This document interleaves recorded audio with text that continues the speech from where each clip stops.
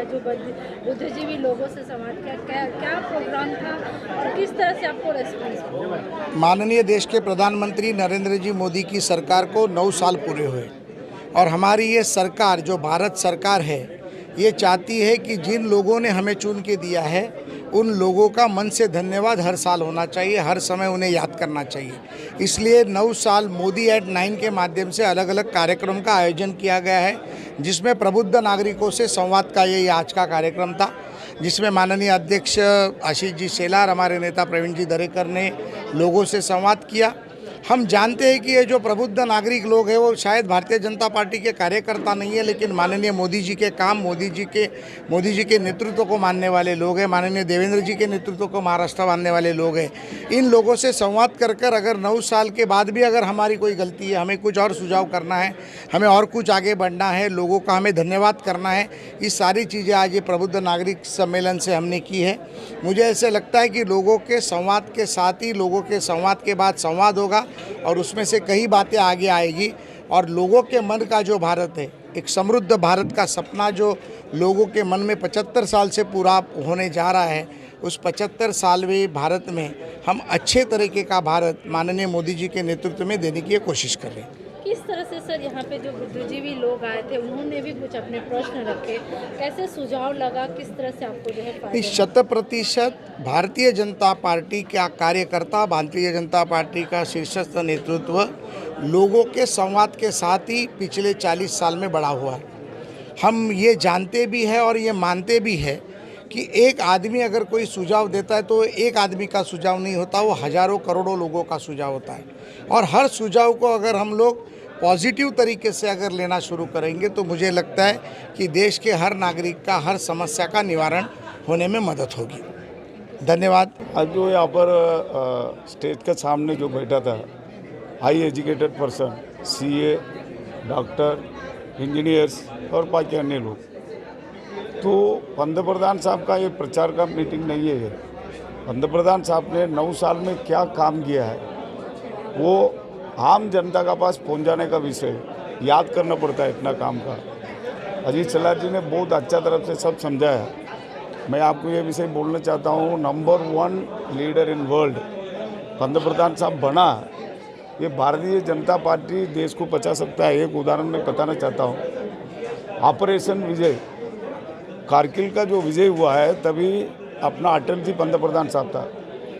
उसके बाद भी ये पाकिस्तान को पूरा दबाना है, पाकिस्तान को कंप्लीट कंट्रोल करने का काम सम्मानीय पंतप्रधान साहब किया। चाइना का कंट्रोल करने का काम पंतप्रधान साहब का किया। सुरक्षा और बीमारी अजीत सिंह उल्लेख किया है, ये कोवैक्सीन हिंदुस्तान का मैन्युफैक्चरिंग है। ये कोविड-19 में कोवैक्सीन सब जगह लिया है, दुनिया दवाई भी लिया है, लेकिन कोवैक्सीन डालेगा तो पासपोर्ट में लिखा है ये बाहर देश में वीज़ा नहीं मिलेगा। बाद में वो ठीक किया है, लेकिन अपना देश को दबाना चाहता है हर देश, लेकिन अपना देश पंतप्रधान साहब का नेतृत्व में number 1 India number 1 in world हो गया है। ये पंतप्रधान साहब का सेवा है, बहुत सेवा है। इसी में जो सेवा है तो छोड़ा है, उसी में जो वन नेशन वन कार्ड हो गया। उसके बाद जो सेवा है मुद्रा बैंक, अभी यहाँ पर अनएम्प्लॉयज़ भी आया हुआ है, उनका मुद्रा बैंक लोन का माध्यम से सम्मानीय पंतप्रधान साहब का बहुत योजना है, बहुत लोग को काम मिला है। कांग्रेस वाला बार बार चिल्ला रहा है बहुत अनएम्प्लॉय है।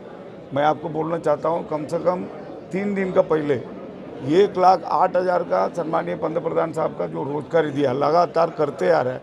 लेकिन कांग्रेस का जो है राजनीति पंतप्रधान साहब को काम को, योजना को दबाना चाहता है, कभी दबेगा नहीं। वापस पंतप्रधान साहब का नेतृत्व में हिंदुस्तान में भारतीय जनता पार्टी का लोकसभा आएगा, सेवा चलते रहेगा। धन्यवाद। धन्यवाद।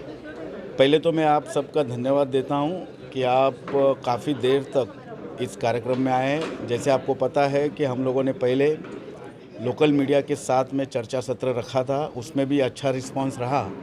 और ये जो कार्यक्रम प्रबुद्ध नागरिक जो की वोटर्स है या समाज में एक स्थान पर बैठे हुए हैं, उनका कोई सुनने वाला है, वो जब किसी के साथ बात करते हैं तो लोग सुनते हैं। ऐसे प्रबुद्ध नागरिकों का सम्मेलन सिर्फ मध्य दक्षिण जिला में नहीं तो पूरे भारतवर्ष में हो रहा है।